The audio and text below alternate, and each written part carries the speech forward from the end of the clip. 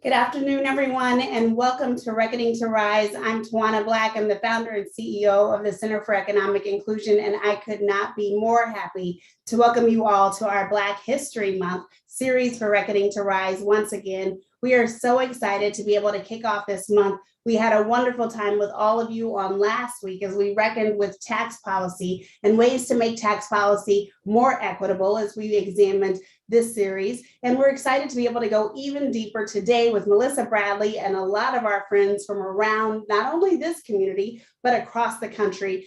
Thank you for joining us on today. I'm going to jump right in because we've got a power-packed session today with some phenomenal leaders from across the country today. So sit right in. Let's get to it. We want to start by giving you a few of the social media handles that you're going to need because we want to be sure that we continue this conversation not only here in the Reckoning to Rise room, but also online. So be sure that you take note of these handles, take note of the names, because we want you to be tagging everybody, tag the center, keep this conversation going, and share it with your friends. We've got a lot of you who are joining us on today, but we want to bring as many people into the conversation as we possibly can. So include folks, tag them, and tell them to get into the room for today's Reckoning to Rise series right there with you on those hashtags. Hashtag Reckoning to Rise and at Econ Inclusion.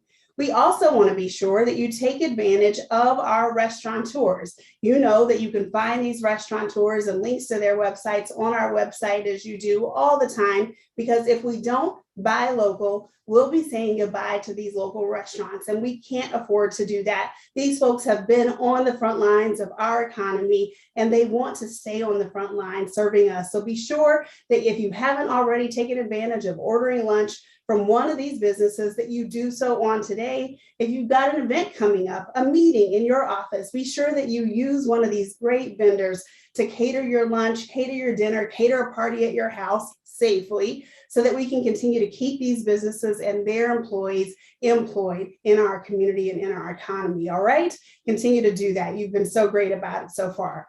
I want to be sure that we continue to thank all of the foundations and corporations who have sponsored this series. We're so grateful for them. They are our partners.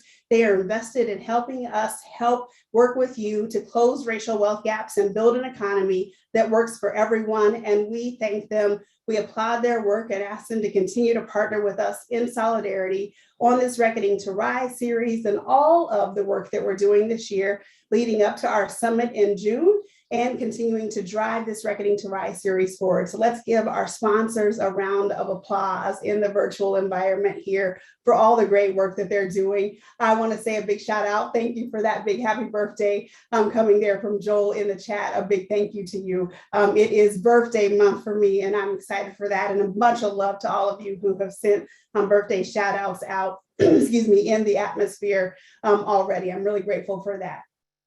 I want to get right into the polling as well. You all know that we always take time to be able to find out not only who's in the room, but how you're using the knowledge that you gain through these Reckoning to Rise series, how you use the relationships that you're building in the room. We hope that you not only connect with us here at the Center for Economic Inclusion, with the speakers that we bring into the room each week, each month, but that you're also building relationships with the folks that you see here, that you look at the audience, that you look at who's posing questions, and that you're reaching out to folks and building new relationships. The only way that we'll build an economy that truly works for everyone is if we're working in solidarity across sectors, across neighborhood lines, across community lines, in order to close these gaps, in order to dismantle systemic racism and start to build workplaces and neighborhoods that truly demonstrate belonging, truly exhibit the behaviors, the actions, the investments and policies that are necessary in order to foster racial equity, inclusion, and belonging. So we want to ask you a few questions that you see there exhibited on your screen right now. If you can take a chance to an opportunity to tell us a little bit about who you are, and then tell us a little bit about how you show up here. Tell us if you've been in any of these events and convenings before, and then tell us a little bit about how you're operating, how you're actually taking actions with the knowledge that you're gaining here, so that we can continue to figure out how we use this intel, how we use these environments and spaces in order to continue to drive results. You also see here, we've got a person letting us know there may be a gap here. And so our team will take an opportunity to address that. Thanks to Nicole for letting us know that. Our tech team will get that resolved for us here quickly as well. And we ask that you also take an opportunity at the end of today's session. We'll have a survey, and we ask that you give us feedback on that survey as well so that we can get your complete feedback and insights about what content you want to have at future events as well. And so we've got some intel coming in here now, giving us insights about who's in the room here. We've got some diversity showing up here, and hopefully as more people join, we'll get additional intel at the end survey here. And seeing how you are using this intel, I always love to go to that last question here. So we've got folks who are developing new partnerships, about 35%. We've got about 6% who have developed a new workforce strategy, another 15% who are working on new investments in philanthropy or policies and practices in that space. We've got 5% who have developed a new marketplace strategy, 9% who have developed a new anti-racist economic development or workforce development policy practice or strategy, and 44% who are in the none of above category. And so we'll work on hearing from you all something new at our next event. We'll look forward to that.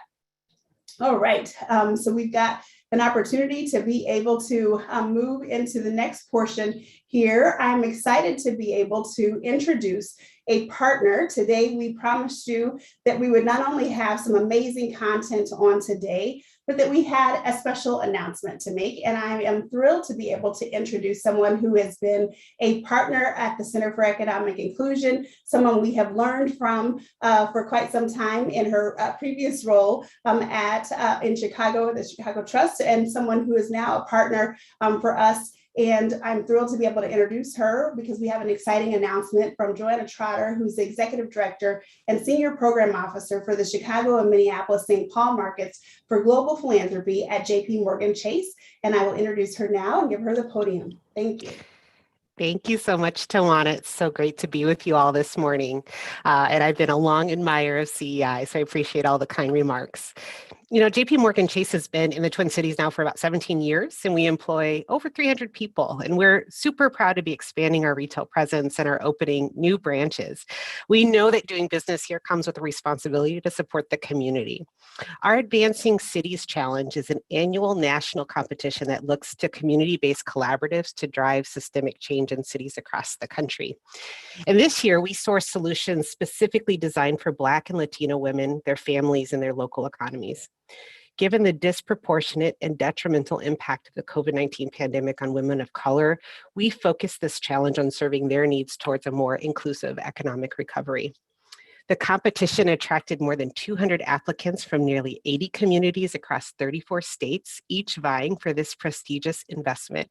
So today I'm so thrilled to announce that the Center for Economic Inclusion and partners, including Activate Network, Certified Access, Fearless Commerce, and NAO Partners, Inc., have won one of the 6 $5 million 3-year Advancing Cities commitments from JPMorgan Chase. So congratulations.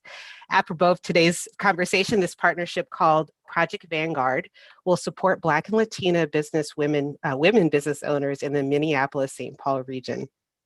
It is also led by women of color who are business owners themselves and who have a deep understanding of the region. So we can't wait to see how they will positively impact our community.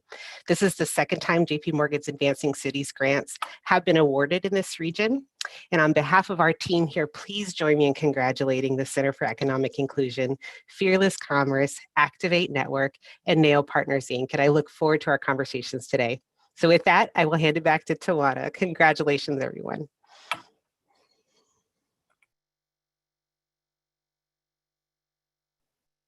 Thank you so very much. We are thrilled with this news and thrilled to be able to celebrate this on such a momentous occasion. We're thrilled with the partnership that we have been able to build here in not only Minnesota, but across the country with JP Morgan Chase, with the Activate Network, Fearless Commerce, and NAO Partners, and so many across our organization who have been able to work with us to build Project Vanguard. We're excited to be able to share more with all of you about what Project Vanguard is here in the last portion of today's program. And I'm excited to be able to not only introduce here today some speakers who are going to help us elevate what this project is about, and to have so many of you here gathered today to talk about this, but also because JP Morgan Chase has been investing in the Center for Economic Inclusion and our work here across the country and across Minnesota in particular, to invest in helping corporations change their supplier diversity practices and policies and structures, to be able to invest in those businesses in our communities who we know have not only the qualifications, but the ability to help them drive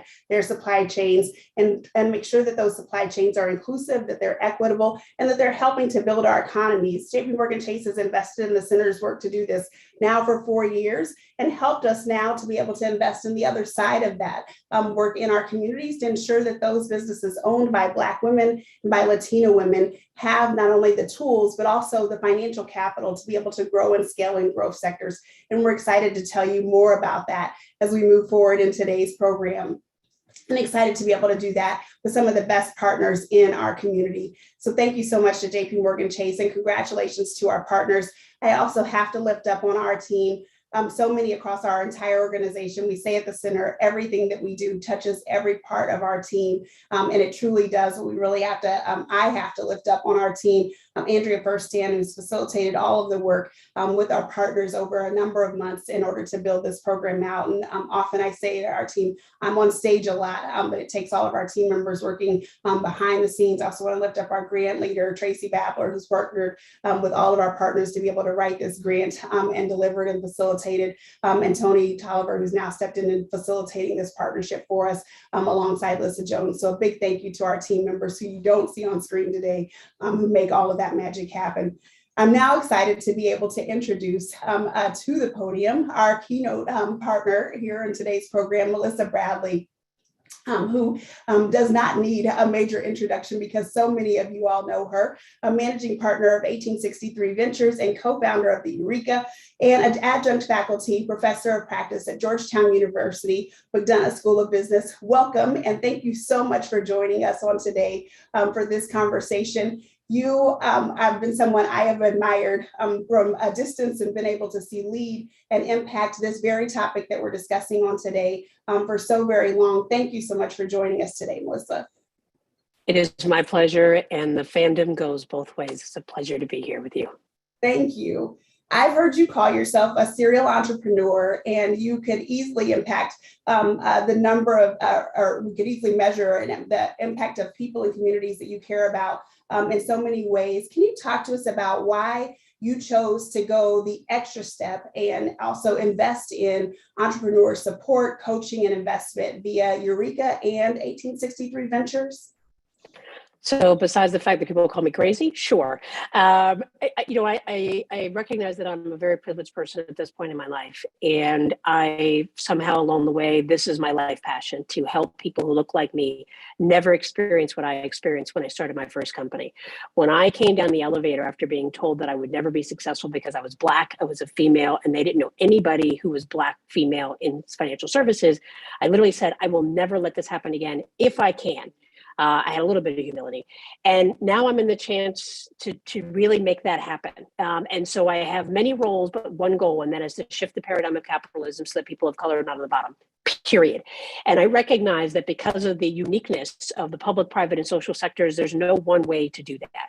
And so I'm privileged to still operate in the social sector and have 1863 Ventures as a nonprofit. To operate in the private sector where we have an investment fund that invests in what we call new majority entrepreneurs.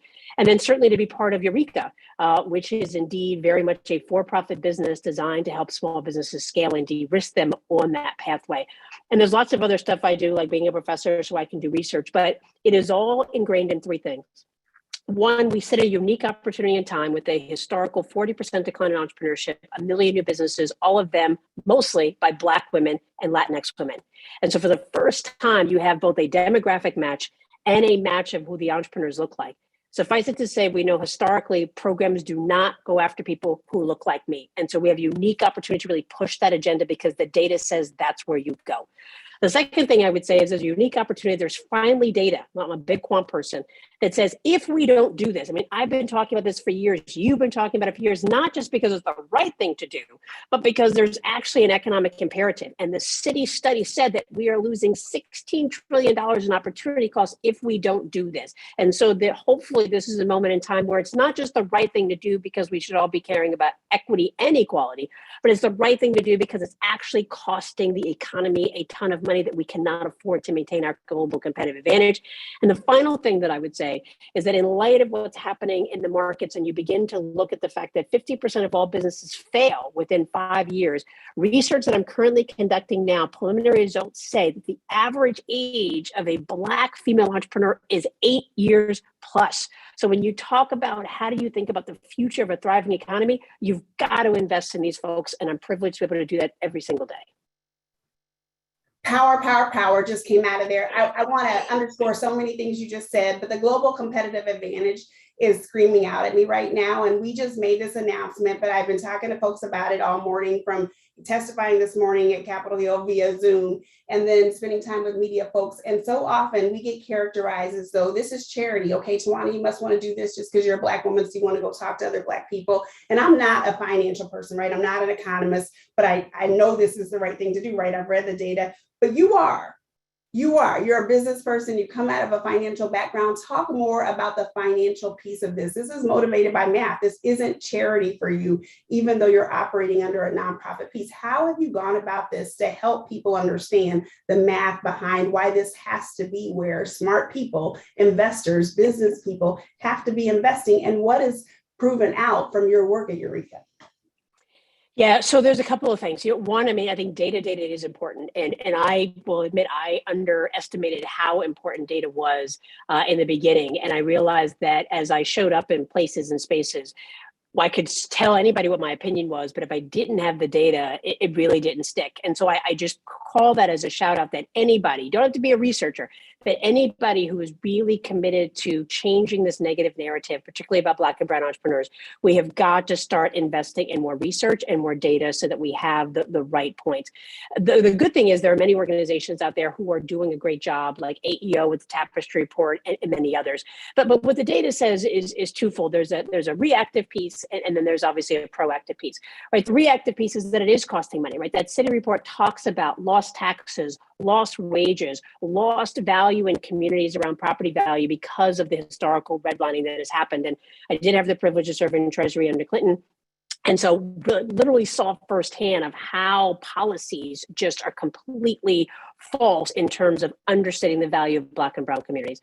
On the more proactive side, we know, again, particularly because of the Tapestry reports, that we're losing over $1 billion a year in GDP because we're not investing in Black and brown entrepreneurs. And in a place, I'm currently sitting in DC, the proactive piece is that if we had invested in Black businesses on parity as our white peers, we would have zero unemployment in the nation's capital and historical low levels of employment across the country. And so whether or not you care about race and gender and all of that, we do have to recognize that the institutionalized marginalization of communities has created a lower economic value in the United States than what we dare to have or deserve and compared to other countries. And of course, that is the uniqueness of America, and that we have decided to intentionally marginalize individuals.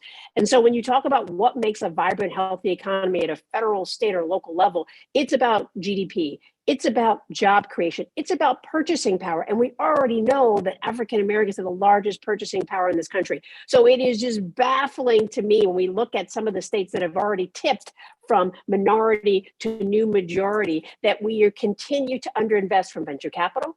We continue to redline from a lending perspective. We continue to undercount us on a demographic perspective. And all of that, you can't harm me. You can't harm the Black community any more than you already have with slavery, but you are indeed harming this concept of American competitiveness and the nature of entrepreneurship being able to build up this country. Absolutely, absolutely. That institutionalized harm, I think is important to note that these are decisions that are continuing to be made. It's not only the past harm, but there's a decision that's being made if we continue to both extract wealth, continue to keep dollars from flowing into our communities. And you mentioned the buying power that exists within Black and brown communities, within Black women, right? And even with the math that exists, even with the population, the buying power, the number of businesses that were open, can you talk to us about what you're seeing? Why is it that even with all these numbers that Black women are shut out of those circles where investment is occurring, where dollars could be flowing, where contracts could be anchored? What are you seeing, and what both may be some of the causes, but then also some of the solutions? Yeah, and I want to shout out Andrea in the chat, who is dropping some gems as well. Love those stats. So I think it's suffice to say we are shut out, and we're shut out because there are institutions. In the story of I experienced of being told that I didn't deserve money, that was the Small Business Administration over 20 years ago. So there are individuals who just truly believe that entrepreneurship should look a certain way and be of a certain gender and be located in a certain community. And so we know that historically venture capital, even with all the new Black GPs, is still not getting, particularly to Black women. We still are at the lowest. And part of that is pattern recognition. When we walk in, we typically are not sitting on the other side, which is why I'm just so excited. $300 billion of new wealth has now gone to Black GPs, general partners. But people don't assume that we are going to be highly scalable businesses. To the data that was dropped in the chat, it's a vicious cycle because the majority of our businesses are sole proprietors because we haven't had access to capital, and therefore people use that as an excuse not to give us access to capital. And they don't understand what the growth potential is. But we know that if you are able to get one business from a sole proprietorship to having at least one additional employee, their annual recurring revenue increases 7 to 10-fold. So if everybody could just begin to focus on how do I get an existing business as a sole proprietor to hire one more person, imagine the multiplier effect that happens. To your point around having proactive strategies, I think one is that we really need to think about what are the financial tools that we're using to invest in businesses. Equity is not good for everyone. And I will say for me, when I first started as an entrepreneur, it was almost counterintuitive because I wanted to create wealth for myself, not for a bunch of investors who didn't look like me. So we must begin to diversify the landscape of who can invest and what is their risk tolerance. We must begin to think about other vehicles beyond just equity. We do a lot of revenue-based financing as well. What are the right vehicles for the diverse set of entrepreneurs that are out there, and how do we align that? And the third thing I would say is that we've got to do better around policy. This is a unique opportunity to really begin to say, what can the SBA do? What can the Department of Commerce do to really guide and provide policy to financial institutions of how do they begin to expand their risk aperture? I'm not saying go rogue and go wild. We already saw that at the demise of banks and OTS collapse when we were giving loans to people who couldn't afford them and didn't really need them. But we can begin to think about the use of alternative credit scores. We know that credit scores were historically created to keep Black people out of the white merchants. And so we must begin to think of that. While I know we all can have pros and cons with data, we must begin to invest in more research. The fact that right now, most financial institutions, particularly venture capitalists, are afraid to capture data by race. They just started capturing about gender. That lack of information is actually holding us back and unlocking other potentials. So we must be able to create a safe space to have honest conversations of what is working and not is working by gender, by race, by geography, et cetera, because data can be the driver for change. And so I'd say those are the three things that we really got to begin to focus on in a proactive manner. Absolutely. I couldn't underscore that even more. I think that notion around where's policy taking place in both state, local, and federal policy, but also then what that looks like when we come inside organizations. Can you talk about what you've seen for the businesses that you're working with? What types of policies are we seeing corporations for those businesses who are B2B? How are corporations needing to change their policies, or have you seen them start to change policies such that the supply chain starts to open up in ways that result in dollars flowing enough for revenue-based financing to work? And that's one of the tools that we'll be deploying inside Project Vanguard. Yeah, so I think it's finally happening. I had the privilege to serve twice in the federal government, and now under the current administration, they are really forcing all of the agencies to really look under the hood and report publicly their numbers around supplier diversity. There are dollars and percentages that are already set aside that have to be given to diverse in entrepreneurs. That's either by race, by gender, by size, by geography. And so it's good to know that when you put these policies in place, somebody actually has to oversee them. So that's a step in the right direction. I had the privilege to be part of the Target Entrepreneurship Advisory Councils. We all know they made that big announcement to really change not just what their shelves look like, but also what their supply chain practices are. And it was a very robust conversation with investors and entrepreneurs who said, look, the system is challenged right now. You guys have to make some fundamental changes. As a professor at Georgetown, I'm so proud. We did not have, in all transparency, 4 or 5 years ago, a supplier diversity policy. When it was time for the university to step up pre-George Floyd, they said, look, let's just not throw up a policy, but let's understand what's really needed. And the two big things were approval time and access to payment, because Black businesses don't have the cash flow to carry a construction crew while they're trying to build the next dormitory. And so we began to really refine what the current supply chain policies were and expand the aperture and look at how do you really allow smaller businesses to be able to participate. And we changed the payment policy that people can actually get paid within 3 to 5 days, which is huge, because we find that businesses, infrastructure businesses, construction businesses, oftentimes will go under because they can't borrow enough to be able to make payroll because somebody has a crazy net 30 or net 60 that is completely arbitrary. So I would say that there are some examples in the university marketplace, the government marketplace, and the private sector. But without people saying, well, I'm not that group, two things. Look at your policies and make sure that you are truly eliminated all the potential exclusionary factors so that people can equitably compete, and make sure that once they are selected, you are providing the right support, the right invoicing, the right payment, the right timelines, so they have every single opportunity to be successful. I couldn't agree more. I think one of the things that we've seen here, even in our own market, and some of the largest projects in the region, where we've seen a number of businesses owned by people of color engaged in those projects, years later, we don't still see those same businesses, even in business, because we failed to ensure that we paid on time, that we paid the full amounts, and we were able to see those businesses through. And we haven't changed those public policies since then in order to ensure we don't do the same thing over and over and over again. So ensuring that we not only see state policy change, but also federal policy change. Love the chat is heating up more and more. So I know there are going to be more questions that are coming through.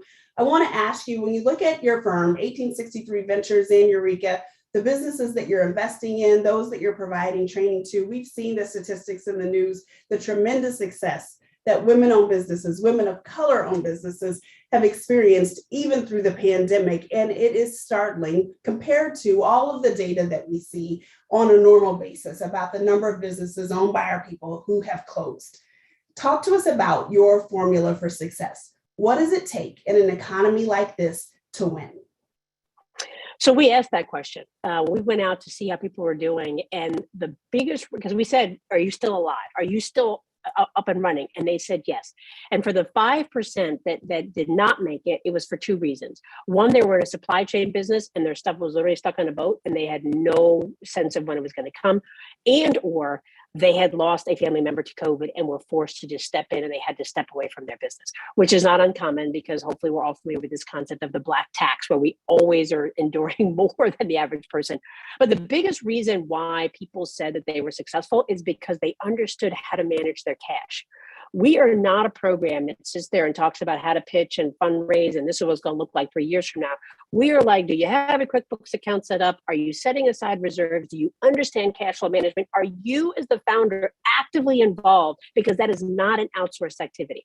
And literally 100% of them said, because you literally made us understand how to read our financial statements, we had already planned before COVID. You had told us we need to have at least 3 to 6 months of reserves in the bank at every single time because you just never know what's going to happen. And they were ready. And that didn't mean that they still didn't need the government help, but it meant that they didn't have to be waiting at midnight to get online and get caught in all that crash. And they had enough float to be able to step back, think about what they need moving forward, apply for the right amount so they did not get caught on that vicious cycle. And I'm a finance person, and I always say 2 + 2 is always 4, 3 × 3 is always 9. Y'all who study history, good for you, because it consistently changes depending on who the author is. We cannot be afraid of our numbers. And I don't know whether you're an entrepreneur, an investor, an ecosystem builder, but we have got to encourage folks to just own their numbers, because what was able to happen for these entrepreneurs is they were able to look at their financial statements and able to say, how do I continue to articulate my values moving forward? And because Black and brown businesses aren't used to having access to capital anyway, we're used to having do things paycheck to paycheck. We're used to shipments being delayed. We were already oriented to, we need to be long-term thinkers. We need to be able to invest in ourselves because nobody else usually invests in us. And guess what? Knock on wood, good for us. Our businesses were finally ready. Wow, that, sometimes we look for the magical sauce and we're looking for the magical solution. What could you have? It really just boils down to that. I see people hashtagging that, Elaine is hashtagging that, know the numbers, know the numbers. And often I think we've heard through this, a number of us have done a lot of interviews about PPP. What could we have done better? And our businesses, we get characterized as we can't know the numbers. It's impossible for us to know the numbers. And so to hear something that really comes down to being that simple, having support systems that make sure that our businesses know our numbers, almost oversimplifies it and yet gives some hope that it can be possible for us to do that as we look at the number of accelerator leaders who I see on the line, the number of investors who I see on the line and participating in the room here on today. What does the future look like as you sit here in this room with a couple hundred people who are all invested heavily in this ecosystem? We've got folks who run accelerators. We've got folks who invest in accelerators. We've got folks who are bankers, folks who are all committed to this, but often who struggle with wondering, is it possible for a region, particularly like ours, to ever get to that point where when we run that list of the top businesses owned by people of color, it gets A, bigger than 25, and B, that we start to see it have a lot of businesses that are having revenues over $1 million. What advice do you give us to start to turn the tide? So I would say the future is bright and it's Black, period. All statistics show that that's what it's going to be. And I would say that the three to four things to look for. One, be mindful that not everybody's journey is the same. And so if we agree that the outcomes are for every business to have as much success as they desire, we really need to reverse engineer where the blockage is. If you're a government official, are your policies aligned? You should do an entrepreneurship friendly audit. And that's not hard. Just ask a couple of entrepreneurs what's happening in your community and they'll tell you what's not working. If you're a corporation and you want to do businesses, ask some people who occur in your supply chain. I mean, it could be a survey monkey and say, what are the biggest pain points that you're having? So one is you've got to really declare what are the outcomes and outputs you desire and spend some time researching and making those tweaks where you need to reverse engineer. The second thing I would say is help contribute to the data. This is amazing that we have positive things to say, but you and I both know, I'm a huge fan, it's not always something positive to say. And so we do have to create spaces publicly and certainly within our institution to say what's working, but more importantly, what's not working. And not what's not working like, oh, well, what's not working and how do we change that? One of the things I'm most frustrated by, particularly because it's Black History Month, we all get these calls, is that I go through these calls and all the companies are having the same problem. I'm like, y'all just need your own list, because it's like not rocket science. Y'all got the same 5 problems. And so I do encourage that instead of putting things in a negative light of like, this is not working, we need to really say, how do we elevate best practice? How do we become vulnerable enough and create a safe space that people can say, look, I tried this and it didn't work. I did this and it worked, and really have this kind of co-learning community because it's in our vested and financial interest moving forward. And then the final thing I would say is at any moment in time that you're feeling overwhelmed, stop and pause and just think about the plight of an entrepreneur. Watch television, call somebody, ask somebody. That needs to just be front and center our main motivator. Knowing that this country stands on the backs of small businesses, if we lose sight and continue to believe that the stock market is an indication of the economy's success instead of what it really is, which is an indicator of wealthy people's success, and recognize that we have to preserve and protect our small businesses, just get grounded. Read an article about a small business, call somebody. And what you will hear is not what's not working, but you will hear their optimism. You will hear their faith. You will hear their commitment. And so in a day when you may have an upside down smiley face, just talk to a small business owner and they will undoubtedly reinstill the faith that it is worth every painstaking effort that you have to do to make sure that small businesses continue to thrive in this country. I absolutely love and I appreciate each one of those pieces of advice and the challenge that you're giving us. One of those pieces was around us getting real about what's not working, creating those safe spaces to get real about it. And I want to hit one of those points around the space around investors, right? Investors, or I think of investors often as the supply chain piece. In our corporate sector, often what we talk about is not working, is our ability to do business with our businesses. And we can't find them, or when we do find them, they don't have the capacity to go there. And one of the notions we've been pushing at the Center for Economic Inclusion is, if the businesses don't exist, it may mean that some of these large commitments that were made after George Floyd was murdered might have to be in investments rather than spending in order to get the businesses to be there at scale. If they're not there, then how do you start to pivot some of those dollars? Because particularly for us here in Minnesota, otherwise those dollars are going to go outside of our market for naught when they could be going out as investments. How do you talk to investors? How do you make the what's in it for them case in order to start to pivot this tide? And how do you help executives who work in corporations who also have some discretionary cash start to look at these investments, whether they think about venture investments or angel investments themselves, and start to think about putting their own values at work in these businesses to really start to see a return happen in our local communities?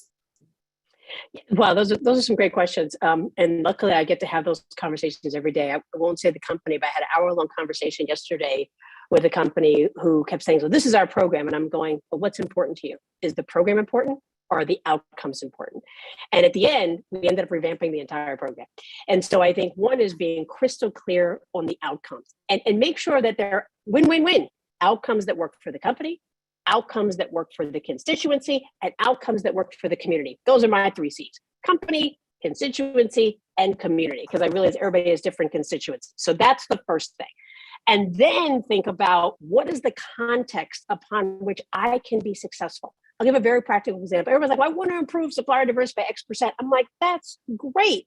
But you going to get more business at the top of funnel is not the only solution or the best solution if you're beginning to see that 50% are falling out the application, because maybe you're asking for too much information. You're like, ooh, this is too scary. Or maybe the application is too friction. It takes an hour and a half, or some of these certifications, which takes a month, and people go, I just can't afford that. We have to consistently be kind of that user-centric and human-centered behavior. Put yourself in the life of an entrepreneur. Do they have an hour and a half to fill out a supplier diversity application? Probably not. And do you really need all that information up front? And let me say, we eat our own dog food, as they say. We used to have this long application, 1863, and we realized people weren't finishing. And I'm like, well, the reality is we don't really need all this information until they get to certain phases. And so we almost cut our application by 60% and watched it go through the roof. And now we have the opportunity to help even more people. So eat your own dog food, spend some time, show up as an entrepreneur one day and be like, woo, no wonder we ain't got nobody showing up. The third thing I would say is be mindful of the matrices that you create for yourself. We oftentimes have risk, reward, and financial return. But I would challenge you, are those the only 2 matrices that are important to you as you do this work? Because those are false narratives. Risk return for a corporate executive is never going to be the same as an entrepreneur. And so if you really want to help entrepreneurs, you've got to figure out if they say they're going to do it, are they going to do it? And I have to say, slight digression, but some people know I call myself an entrepreneur snob. And that's because I believe that at the onset of a business, when it's just beginning to grow, the best advice comes from a fellow entrepreneur. And so I encourage people to do what Target did and get a whole bunch of entrepreneurs to sit on advisory councils. Completely honest, because that's when they said, we had no idea. We just assumed it was working because people showed up, but realized you could have a lot more people showing up. But what happens is you as a corporate executive, your risk tolerance is defined by your budget. My risk tolerance as an entrepreneur is defined by my aspiration and my belief in myself. And I will leverage my house. I will empty my 401k. So when you tell me it's too risky, girl, you don't even know what risk is. You don't know my risk. So you have to understand that when you define these matrices, that's a big deal. And when we talk about return, you say, well, I had somebody in a large construction company say, well, We don't want to give the contract to these people because we just don't think, the return is going to be worth it to them. And I was like, time out. First of all, it's not your business. Second of all, allow them to run their own doggone business. But the reality is everything we do, particularly as Black entrepreneurs, is not about the money. They were willing to take a lower profit margin because they were going to create 100 new jobs for formerly incarcerated people in the District of Columbia. Who were you to tell me that the profit margin, it doesn't seem reasonable? I don't know how they're going to survive. Do you really care? As long as they do the damn job. Half of the big companies you support you don't know if they're going to survive because they're tied with a bunch of private equity people who are going to sell their shares on second market. So you have to be careful that when you set these matrices to make decisions or these rubrics, one, you're clear the rubrics are relevant for the constituency, not the company. The second thing is you provide transparency of how you're defining it. And you understand that these partnerships are shared risk. You got risk, I got risk. And the final thing, which you always say, don't assume, because when you assume, you make an ass out of you and not me. I'm about to jump out of this chair and run around this room. I'm so with you. I'm so with you. I'm so with you as a founder, as host. I'm so with you. I can't say anything else. Thank you, Melissa. Thank you, Melissa. Thank you. Y'all, Melissa is going to be back on as we come into the last part of this conversation. The chat is on fire. Thank you, not only for this conversation, but thank you for the way that you lead. Thank you for the way that you invest. Thank you for the way that you amplify the work of founders, the work of business owners, the work of employers. We are employers. Our people are employers. And I think often our partners remind me of that, the importance of us elevating that, particularly as you did earlier, as we move sole proprietors into being employers by adding employees. That is the work of this work. And I thank you for everything that you're doing. We'll be back with you after these next two segments. Thank you so much. All right, my friends, we are now going to move into the next portion of this conversation. I am excited to now bring in two of our business owners in our very own community. Gloria Freeman is the founder and chief executive officer of 5 businesses, including the Minneapolis-based Olu's Home, Inc., Olu's Beginnings, Olu's LLC, Butte, Atu, and BW Limited Holdings. Gloria founded Olu's Home in 1999, a licensed care organization that provides residential and in-home services to persons with developmental disabilities, mental illness, and the elderly. The company operates 10 residential and 2 assisted living sites within the Twin Cities area. Gloria saw a critical need for community-based services and has dedicated her entire career to helping fill that need. And in the process, she's become a successful entrepreneur and leader. Gloria Contreras-Eden is the founding principal of Contreras and Metelska, PA, a law firm in St. Paul, Minnesota. She has advised on thousands of matters involving clients from more than 25 countries in North America, Central America, South America, Europe, Africa, and Asia on a wide range of complicated and sensitive immigration issues and dealing with state courts, and federal immigration agencies. Gloria is a zealous advocate for her clients and is committed to helping families stay together in the United States. She is also very active in our community, having been the recipient of numerous honors and awards for her outstanding service, and works tirelessly to protect the rights of children and adults facing removal from the United States. Additionally, she has served on numerous statewide commissions and committees and boards and has acted as amicus curiae in high stakes immigration proceedings in various U.S. courts of appeals. Thank you both for joining me today. I am so honored by the work that both of you do, have admired the work that both of you do throughout our communities and the country for quite some time. And as business owners today, as we have this conversation and as we kick off and launch the work of Project Vanguard, I could not think of 2 more fitting people to be here to help us talk about the work and the importance of investing in Black and Latino women business owners. Thank you both so much for being here with us on today. Excuse me. You are both successful business owners and executives in your own right. You're also women that other women look up to, given your success as business owners who have made it. As you look back at your early days in business, what do you wish that your supporters or investors knew or did that might have created a stronger platform for you?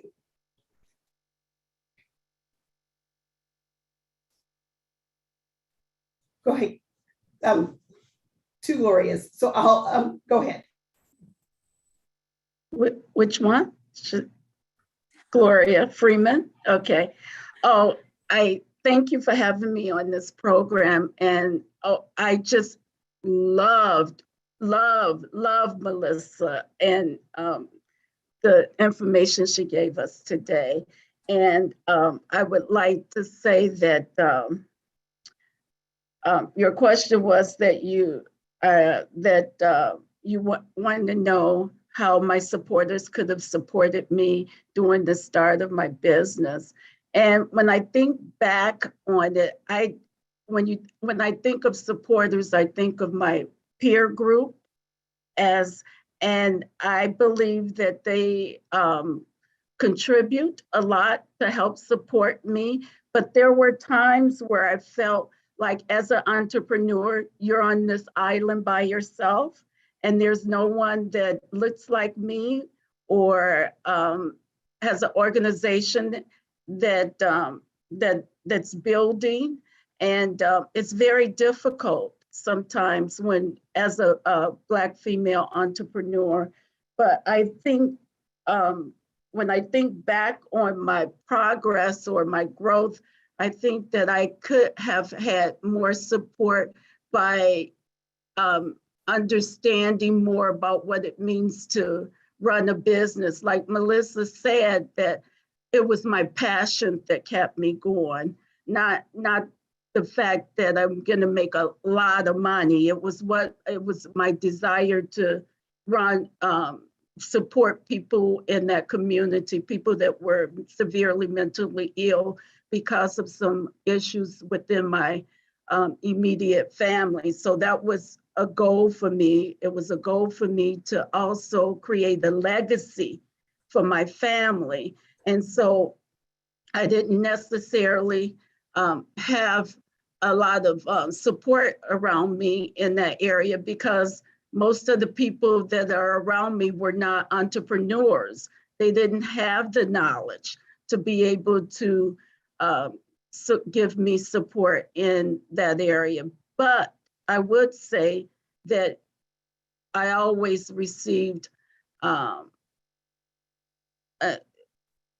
always have received support in the sense that they rooted for me, but without the knowledge. Thank you. Well, and I want to jump off a little bit too on what Gloria just said. In many times, and also just to say thank you to Joanna for the invitation. It's really an honor to be on this panel, and Melissa is exceptional. I have never heard her speak, and I've been writing down notes. Risk tolerance is based on my aspiration.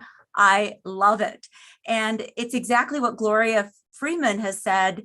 And it's also why it's sort of the reason behind my own business.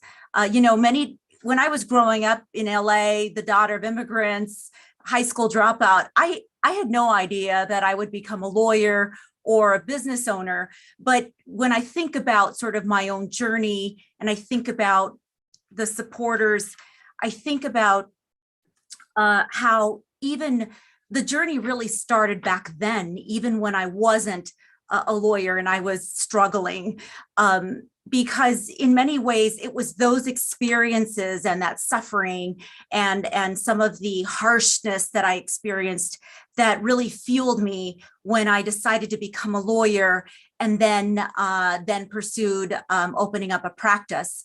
And it is sort of when I think about my own reasons for sticking it out through the pandemic or anything else we've experienced, it has a lot to do with the fact that I experienced some of that harshness, right? I'm gritty, and I've seen some really tough times. And so, and I think many of my colleagues feel the same way. It's our passion and persistence and our pursuit to continue to do what we feel is necessary in this world to make the world a better place. For me, it's the practice of law to bring, freedom and justice for all. It's why I continue to do what I do. And so, I thank you. I know I answered all the questions all at once, but.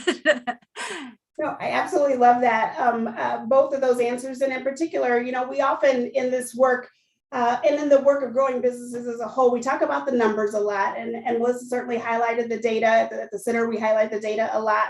And yet business owners, we go into business because of some motivation that's often personal, whether it's a family experience, some injustice that we might see in the community, a passion for a product that we want to be able to bring into the market. As you two, you've heard a little bit about the center and our partners at NAO and Certified Access, where we're going here of working to be able to create some services and some loan funds that can help more Black women and Latina women open businesses. And yet, you know, personally, right, of that motivation that comes from the personal side of things. What is it as you dream about the future of Minneapolis, St. Paul, and dream about women like yourselves who might want to go into business and build new opportunities for themselves? What do you see and think our region needs for more women to come into business and start to create businesses, not only for themselves and their own families, but also for the women who work in their own organizations? Do you want to go first, Gloria? You can go first.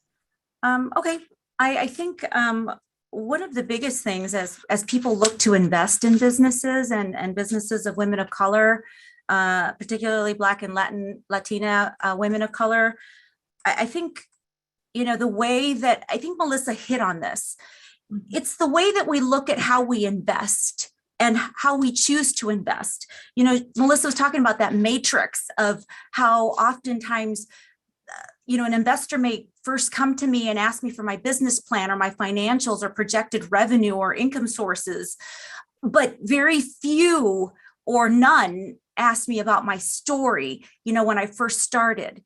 And I think, quite frankly, it is the greatest indicator of success if those who seek to invest in, you know, women of color and businesses of color, if you can stop to just listen to the story and the why behind what we do, and the desire and reasons for why we open up a business, it is a personal thing, and that's what fuels that passion and persistence, and why we will continue to stay open, and why we're, you know, particularly interested in continuing to learn and to push ourselves. You know, many times, for example, when I first started my business, I went to some people, and I went to particularly one big bank, and they said I wasn't credit worthy. This large bank simply said they wouldn't give me a line of credit. I was asking for a $10,000 line of credit, and they wouldn't do it because they said I wasn't credit worthy. They saw my credit score. I didn't have any capital. I didn't have anything. I didn't even have a practice yet. I had a business plan.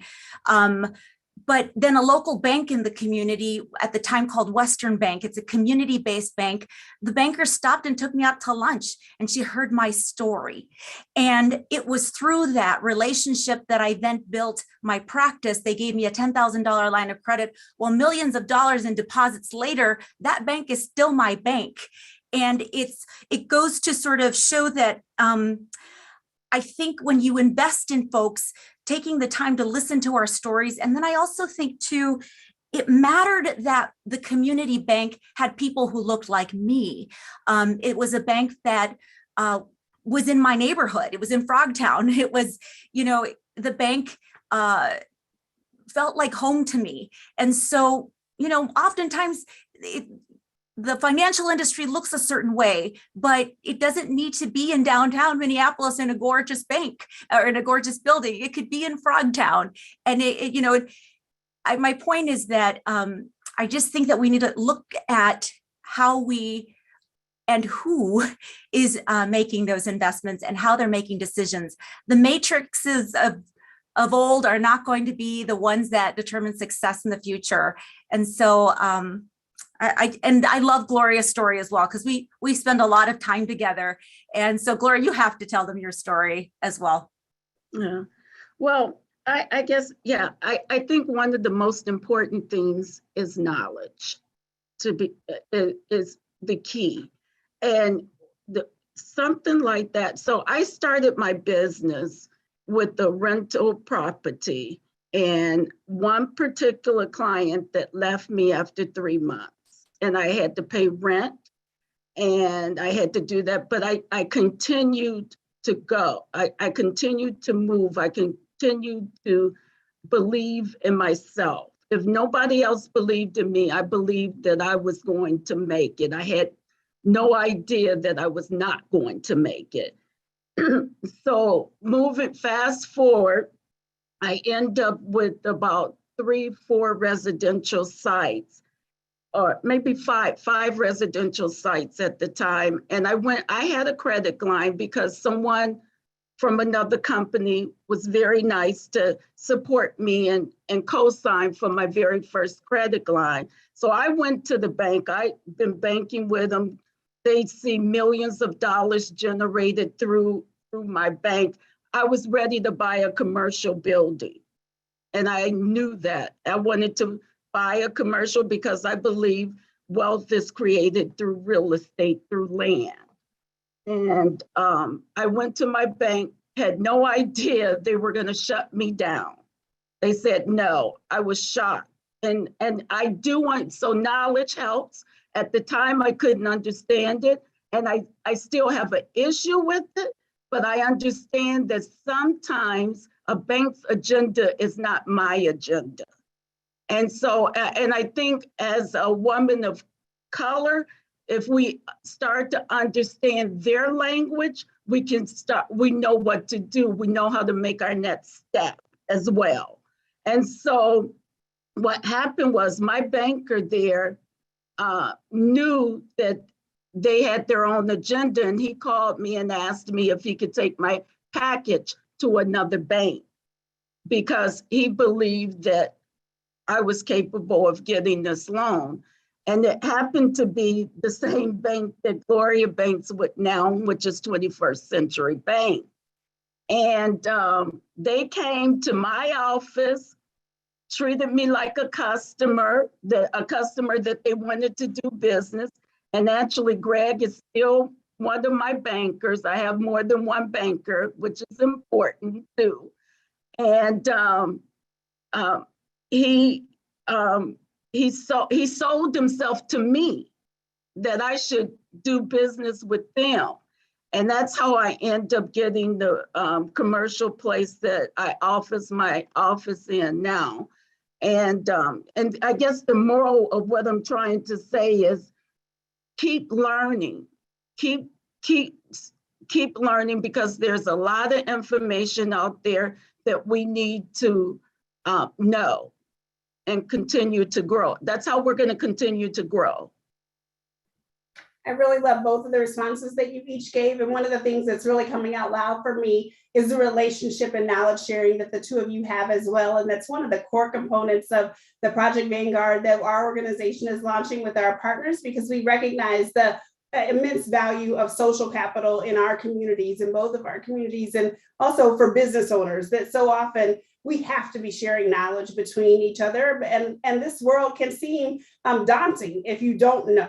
If you don't know that issue about banking, if you don't know the environment of real estate brokerage, if you don't know just all the questions about how to navigate supplier diversity within the corporate sector or within the larger government sector, all the answers that you won't get if somebody else can't share those with you. And in particular, as we look to go into growth sectors that somebody else hasn't gone down that pathway in your family or your friend sector before to share that. Can you two share just a little bit about how valuable that's been for you and how you've even gone about establishing those relationships with other business owners, in particular with other women business owners, and why that's important for folks who might be in business? Maybe we've got some newer business owners in the room with us today who are trying to figure out their way about how to go build those new relationships that can be mentoring and not feel like I'm asking for too much help if I raise my hand and say I need some folks to kind of create that network for me. Yeah, I see someone just wrote down network is powerful, and it is.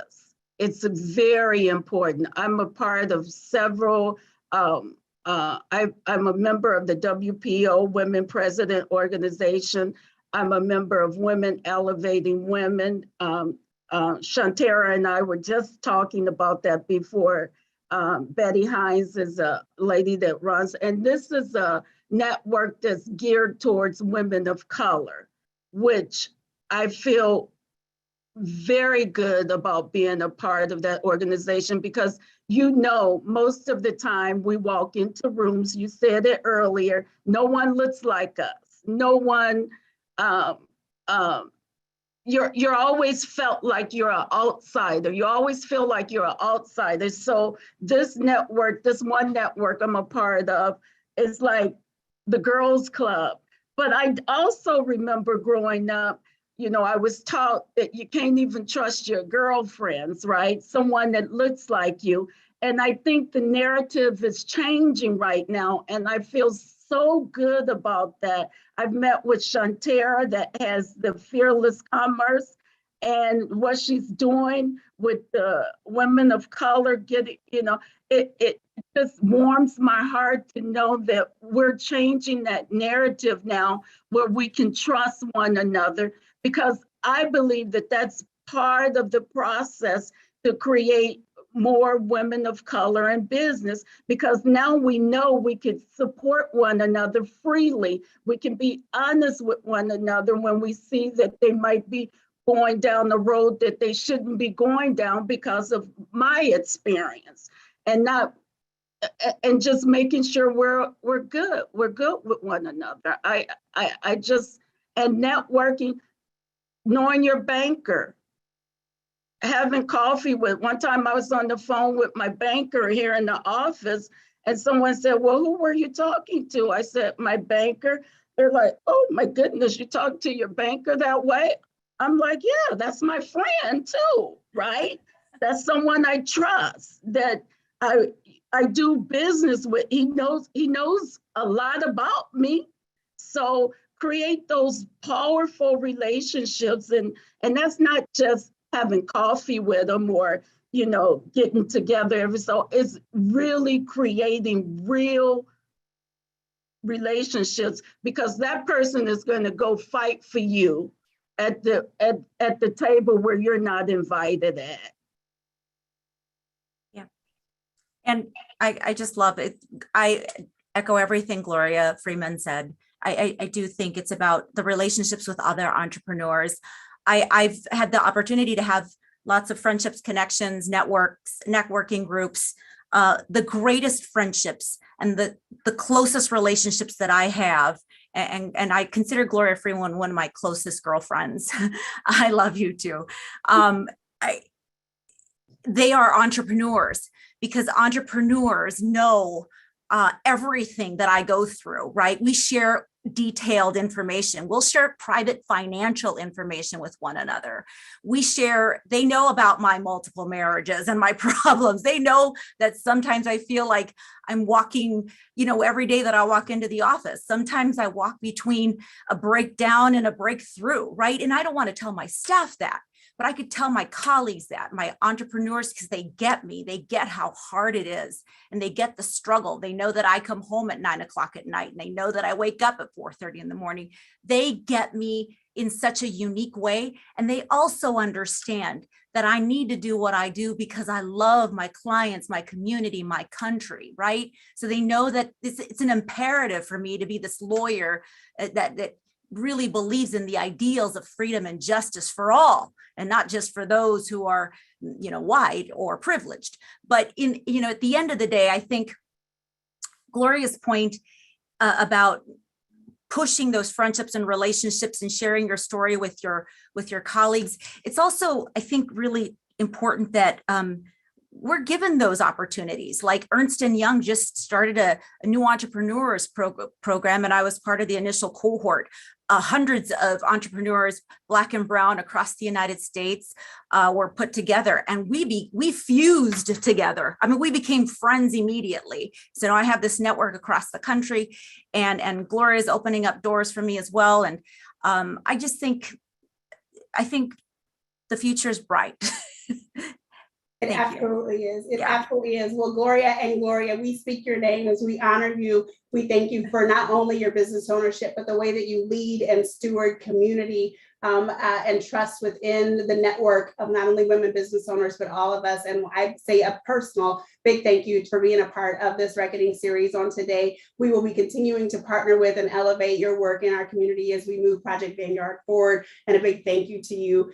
And now the last part of our series for today, we are going to now introduce our Project Vanguard partners here. I have been blessed to be able to build this with our partners here. And I said it earlier, but we'll say it again, that at the Center for Economic Inclusion, as the Advancing Cities Challenge moved forward at the center, we were thinking about ways that we could continue to advance not only our work with corporate purchasers and government purchasers, but our work with Black and Brown business owners, and thought about the fact that through this pandemic, these business owners have been on the front lines of our economy and continue to seek ways to be able to accelerate growth and change. And there are no better business owners to invest in than women business owners, and particularly women of color, and have the opportunity to right some of the wrongs of our past by investing directly in those businesses owned by Black and Latino women. And so I am thrilled to be able to welcome our partners now, Shantara Hardy, Shar Dobbs, and D'Angelo Spigenson, and our investor, Joanna Trotter, back into the room right now for a conversation about Project Vanguard, which is an accelerator where we will be investing, training, development, coaching, and funding through each of our organizations into Black and Latino women business owners. If you are wondering how and when you can begin to take advantage of these services, we will have formal communication coming out to all of you later today, but you will have an email that'll go into the chat, Project Vanguard at Center for Economic Inclusion.org, and we will formally begin opportunities available for this late summer after our Project Vanguard director is hired at the center here in just the next month. So you can take advantage though of sending us questions via email to that email address at any time, and we will follow up with you all. Hello, friends. Hello, family. Thrilled to have you all. Hello. Of our conversation. We're just going to have a living room conversation now as a family. Y'all, we came together many months ago at the center after the center team had this idea to be able to scale our work with Black and Latina women business owners. And I want to ask you all and just have a conversation when you think about the future in our marketplace, in our region particularly, and think about life maybe 10 years from now and what it could look like in our economy by being successful at investing in these business owners. What does it look like when we've changed that landscape, when we have a lot more business owners, Black and Latino women business owners who are above that $1 in $10 million threshold? What's life look like because of that? And then what's it take to achieve that vision? I'll start. Wow, that's a great question. And thank you so much for just this moment that we have to celebrate family coming together to be able to invest in Black and Latino women-owned businesses. I'll paraphrase one of the greatest business minds, Beyonce, when a billion ideas come into the Zoom room, the outcome's gonna have some impact. And so I'm very much so excited to be a part of this team in order to vision is what you're asking, what the future will be like. And for me, it's rooted in legacy, that legacy will be about prosperity. That legacy will be about breaking the chains of generational poverty.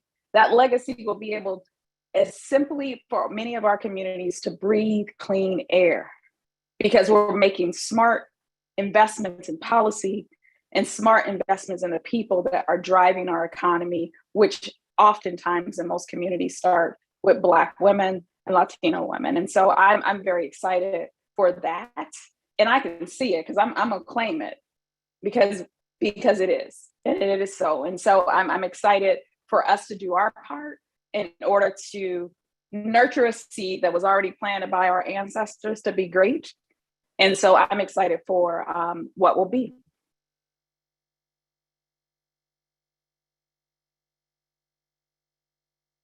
Don't hold back, y'all. I am also very excited, and thank you, Tawana, for bringing such an incredible group of people together on a Thursday afternoon. I felt like it was business church. It was energizing. It reinvigorated me for the rest of the week and into next week. So it's really appreciated. And I'll echo one thing about the vision that I think is here, is that Dr. Melissa was talking earlier, is that we're at a time where it has to change. And I think our region is at a pivotal point where our demographics don't support an investment strategy that doesn't invest in us. It's to our own demise, it's to our own peril for us not to invest in the people who are at the front lines of change in community, and especially when you talk about Minneapolis and St. Paul proper. And so I am most excited about us very specifically targeting the people in community who are the backbone and support system at the same time. But then also we're targeting them multi-month, multi-year. I mean, we are talking about unlearning bad behaviors and decisions. We're talking about teaching new ways and new methods. And what the thing I'm most excited about is that we have so much talent. And Dr. Riley talked about this, that may not be in the areas that are most profitable, that have the highest growth, but they simply don't know that there's a better pathway that's more profitable and less work and tied to more resources and contracts. And I hope through this process that we begin to expose people to things that they simply didn't know was an option. The same skill sets they already have transferred into a higher, more profitable industry can change a family's generations to come. Shar? Yes. In a way, I feel so fired up from Gloria and Melissa. It just feels like you're just ready to get to work and serve. But to answer your question, I think I'm going to take a little bit of a different route, because the first thing I saw was wellness. I saw health. I saw a different generation of children amongst the Black and Brown. That's way more equitable, of course, than we see now. And I want to also leave room for the things that we don't even know what we'll see, the beauty, the positivity, because I think we haven't lived in that world yet. It hasn't existed in our span of time. And so just really excited about what this will create over the next several years. And I'll just add, I think Melissa talked earlier and cited the Tapestry project or the report from AEO. And I just wanted to circle back to that to just talk about our commitment to the wealth gap collectively and to reducing it, right? In that, when we found that between white and Black households, white households hold 10 times the wealth of Black. If you look at business owners, that gap reduces to a multiplier of 3. And I think that's really important to note, but I think so often it's one individual business at a time. And I think if we're really to impart systemic change, I think the examples of our two Glorias earlier of the network effect of connecting, that we're opening doors for each other. And I think we can no longer continue to operate in silos when we think about the small business ecosystem. At the door that an entrepreneur comes in and walks in needs to connect to a broader network of mentorship, of capital, of support. And I think that is really exciting to see both on this call, but I hope is really fostered through Project Vanguard, that we are developing the next generation of small business mentors that will lift up the next generation and the next. So that's super exciting to see, because I really think, if we think about investing in entrepreneurs, it's not just financial capital, it's human capital, investing in the leaders, and it's also social capital and thinking about access to markets and to mentorship. Absolutely. I think that's the thing that for me, when I think about that kind of 10 years from now, my daughter's 10. She spends her days focused on our business, both the center. She constantly wants to work for the center, but our personal family business, Living Truth, is where she's like, I'm going to work at our business. Like, I don't want a job. I want to work at our business. She spent her Christmas break starting her own business. And I think about the generations of not just Black and Latina girls who will see their moms in business, but then also white families who will see their parents who are leading supplier diversity, who are VCs, who are angels, starting to invest differently, and who will grow up just knowing that's a thing, not that it's a program, but it is the way you invest, which is much differently than we see right now. And so systems change has to start to become a true change where we actually start to shift the tide. And doing this work at scale, not only here at MSP, but because Chase is investing this way and turning the tide, other investors are investing this way and turning the tide. At some point, that tide truly shifts, and it's not just an effort and 3-year kind of initiatives, but we actually shift that tide, to your point around racial equity and closing that racial wealth gap, that other white children grow up knowing that the risk isn't there. That the data doesn't hold that, going back to some of those points that Melissa raised. And I want to ask you, Joanna, when you look at what it takes to get to creative ways of driving capital, of driving both philanthropic capital, but also those partnerships, that it starts to matter. Why does it matter that you have these types of partnerships like Advancing Cities, and what does it achieve? And what are some of the examples that you all have seen in your work and partnerships that end up resulting in more community power as a result of these types of partnerships? Yeah, and first I'll just say I agree with everything Melissa said earlier, so I'll just keep citing her. But, I think one, Advancing Cities is really designed around innovation and collaboration. And that just goes back to my point earlier, is the importance of this network effect, that not one organization can serve all of the needs of entrepreneurs, right? We need to be able to use this opportunity to connect to others. And that's what's so exciting about Project Vanguard is the fact that there's multiple organizations and even public agencies involved in this work. So I'll start there. JP Morgan Chase has a $30 billion racial equity commitment. Entrepreneurship is a key component of that, and that goes much further beyond philanthropic giving. So, for example, we recently launched a program to hire business consultants to help mentor and provide assistance and capital to minority business owners. And I'm proud that soon that program will be expanding to Minneapolis. So that's exciting. But we're also looking through both, impact investing and philanthropy to really support funds that are developing, like what we're doing with Project Vanguard, that will offer different types of capital. So Joanna and Melissa mentioned revenue share models. That's important because not every business is ready for debt or can take on more debt. And so thinking about equity, thinking about revenue share and other ways that we're meeting entrepreneurs where they're at and getting them to, the financing that they need to scale where they want to go.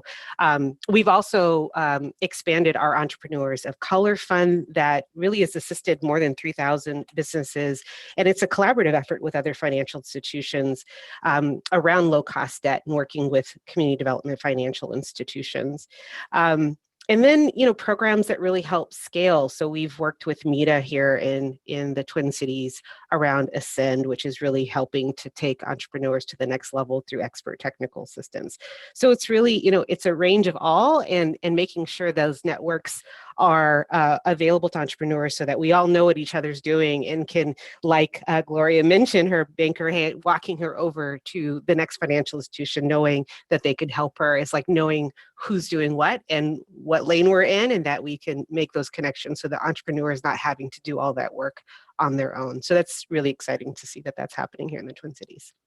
Absolutely. And we want to elevate all those partnerships as well. There's so many who we talk to and partner with in our day-to-day work, but also who, as our team was building out the design for Project Vanguard, we spent a lot of time talking to the CDFI community, talking to the banking community, and certainly talking to entrepreneurs as well to understand what were those gaps, what are the gaps, and what are the needs of entrepreneurs in our community, as well as the corporate and government supply chain side of things, so that we knew exactly where to hit and where to build from in this community so that we continue to amplify. Because to your point, there's not one solution that gets deep enough in order to close the gaps, but it's going to take adding each one of those so that there's enough funding that entrepreneurs can take advantage of all of the training and coaching models, all of the funding models, all of the accelerators, all of the incubators, in order to really get to scale. And we're not only creating small businesses, sole proprietorships, micro businesses, but we're creating businesses and scaling businesses in our community that can really get into the market and compete, can help our entire community grow. And to that end, I want to highlight some of the goals for folks who are wondering, okay, what is this Project Vanguard? What's it going to do? How's it going to hit the market? Our team is committed to going out and supporting about 60 businesses, Black and Latina women-owned businesses in our marketplace. We've got workforce goals tied to this, a job creation focus of 150 jobs that pay family-sustaining wages inside those businesses, with a goal of investing dollars through revenue-based financing, forgivable loans and grants, and equity investments that'll come from the center from a Vanguard fund that we're creating using some of these revenues, as well as additional funding that will recruit into this. Our friends here at Certified Access will be completing fund or offering support services to businesses in this program to help them with certification. We envision that about 25 of the businesses will participate in programming to help them with certification, excuse me, as they go through Project Vanguard, and anticipate that at least 15 of these businesses will be increasing their contracting with both government agencies and corporations for a total of at least $5.5 million in increased revenue and capitalization over this 3-year period. So this is about measurable impact in our economy. And ultimately, as you all know from all the studies that we've done at the center and continue to amplify from others, all of this is about economic impact that occurs not only for the business owners, not only for their employees, but for our entire region's economy. And it's important that we continue to amplify that. And I want to ask this entire panel, why does this have to exist? You all have spent a lot of time, we've all spent a lot of time designing this, and what's so special about the focus on business growth and the partnership that's been designed here to achieve this? I would say that you have to have money that can think differently. If we expect, different solutions, we have to have money that can think differently, and we have to have people who are in leadership and stewardship of that money who are thinking differently. And I think that's the requisite for any change, and especially when we talk about getting to scale. We can't have traditional metrics and status quo review systems deciding whether or not that small business who has a ton of grit and a ton of connections and social capital deserves working capital to go from 10 to 20 employees. Someone else has to view that, someone else with a lens towards a vision and a future that looks different than today. I would add, as you think about the work in particular that we're doing in partnership with the Activate Network through Certified Access, we are focused on making sure that the businesses that we help are positioned as we disrupt. And that positioning, I often say, it aligns with Melissa focusing on the folks that they help during the PPP around making sure your back office is in order so that you're ready when you need to be ready. And then making sure that we are doing our part to disrupt systems that were built to work exactly how they are working today. Making sure that we are on the sidelines of activating the prosperity that we should be when we are oftentimes in communities, the backbone of that economy. And so this has to exist because when you look at how our businesses are built, the lack of programming that has the cultural competence, the lack of programming that has the intentional ability to slow down and move fast, to know that especially the Black and Latino women that we are working with, that they oftentimes are chief everything officer versus chief executive officer. And so having programs that are making sure that we are meeting them where they are, having programs that are very agile in the diverse set of resources that we're providing to meet them where they are, and to make sure that we provide that bigger vision as we all just with a tapestry put together what we want to see, that we're providing visions of opportunity, that we're putting Gloria and Gloria on the stage in front to see that that is a possibility, that I can too build a business that's going to be a legacy. That's why it's necessary. When you think about our work and the opportunity to provide those connections, the opportunity to provide the capital and that capacity, on the other side of it are those outcomes that, as you said, Tawana, are going to be great for our region, going to be great for our community, going to be great for, as Melissa said, our GDP. I mean, this is not just like we're not just playing business, we're playing life. Because when we're looking around at businesses not being invested, it's literally self-inflicted wounds. Why would you not want to invest in me being great? Not because I should be great, and because your legacy, the wealth and the health of your generation actually depends on me being great and me being excellent and building a business that is able to be sustained. That's why Project Vanguard is so important, with the different pieces that we're putting together to be able to meet the moment of building strong businesses that are able to be sustained over and over again. And lastly, meeting the moment to ensure that we get that data to see where growth is going to happen, and we're there. That we are building cybersecurity companies, that we are building the engines that are powering NFTs and cryptocurrency, that we are at the forefront of building businesses that are going to solve climate change. We can do all those things, and we gather that information to be able to meet that moment. And that's why this project is important. Absolutely. All of those things and more. I am so thrilled for this launch. I'm so thrilled for this partnership with you all, and so honored to have JP Morgan Chase's Advancing Cities Challenge for Project Vanguard, for the region, for Black women, for Latino women, for the business owners and the employees and families who will benefit from this partnership. I want to say a huge thank you to our partners here at the Certified Access NAO partners, the Center for Economic Inclusion, JP Morgan Chase. A big thank you to both Gloria and Gloria, their organizations, and certainly to Melissa Bradley. A big thank you to our team at CEI who work Power Reckoning to Rise every week, and to the entire Reckoning to Rise audience for joining us on today. You've been awesome. We thank you for the entire chat. We'll be streaming all of that. You've given us a million ideas. I think there's even a podcast idea that's in there. Thank you. Please take time to be able to stay on till the very end for the survey, which will pop up at the end for you to give us feedback and continue to give insight for what we can count on for the future. You see now, excuse me, hopefully on your screens, insights for the additional Reckoning to Rise series that'll come up in the next few weeks. We have one each Thursday this month for Black History Month, as always, every Thursday. So please join us. Our next series next week is going to be on having a healthy, equitable health series, and how our social determinants of health also impact our economy. So we invite you to join us for that. We look forward to you joining us for next Thursday, as well as every Thursday this month.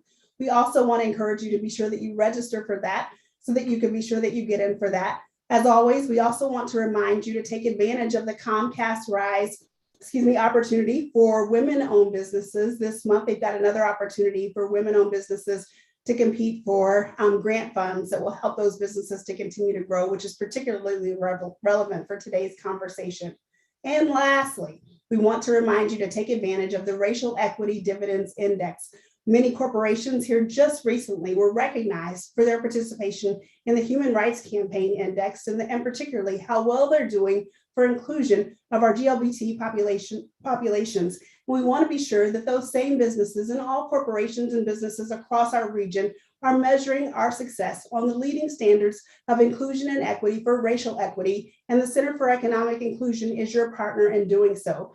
You can find more information on our website about the Racial Equity Dividends Index and register to participate in this first leading index and opportunity to measure your progress. You can find more information and reach out to our team to find out how to do so. Thank you so much again for participating today. A big thank you again to all of our speakers and our partners, and please stay on to be able to take our survey. Thank you.